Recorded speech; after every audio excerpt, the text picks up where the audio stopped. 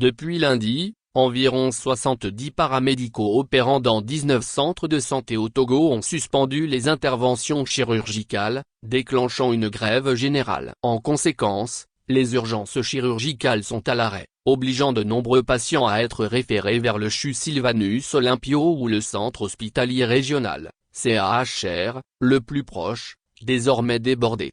Début mai, les paramédicaux avaient alerté leur hiérarchie de leur intention de cesser leurs activités en raison de l'absence de régularisation de leur statut professionnel. Dans une note, ils ont rappelé que leurs fonctions, débutées de manière informelle dans les années 1980, continuent à évoluer sans cadre légal approprié.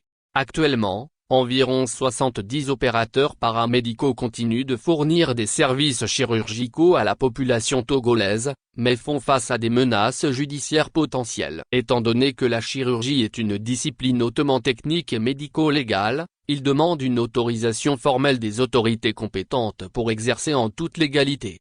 Nous, opérateurs paramédicaux, après plus de 6 mois de silence à notre demande d'une autorisation formelle pour la prise en charge des urgences chirurgicales, avons le regret de vous informer de notre retrait de cette fonction à compter du 20 mai 2024, ont-ils annoncé le 2 mai dernier. Des propos rapportés par le site d'information Togo-Barkingué. Les paramédicaux ont réitéré leur volonté de réintégrer leurs fonctions traditionnelles comme stipulé dans leur cahier des charges. Selon la source, depuis lundi, leur menace a été mise à exécution. En conséquence, depuis près d'une semaine, aucune intervention chirurgicale d'urgence n'est réalisée dans les hôpitaux dépendants des paramédicaux.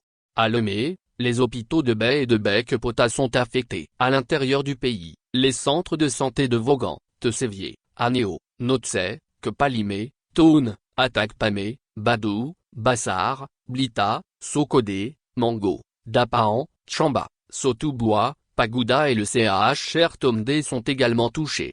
À Lomé, les patients de Baie et Bec-Pota sont référés au CHU Sylvanus Olympio, tandis que ceux de l'intérieur doivent trouver des solutions alternatives. Certains se tournent vers des cliniques privées, où les coûts des soins sont prohibitifs, apprend-on. Pour rappel, selon les informations, une réunion de crise s'est tenue au ministère de la Santé avec les paramédicaux et des représentants syndicaux. Cependant, aucune solution concrète n'a été trouvée, et les paramédicaux entendent maintenir leur position jusqu'à satisfaction de leurs revendications.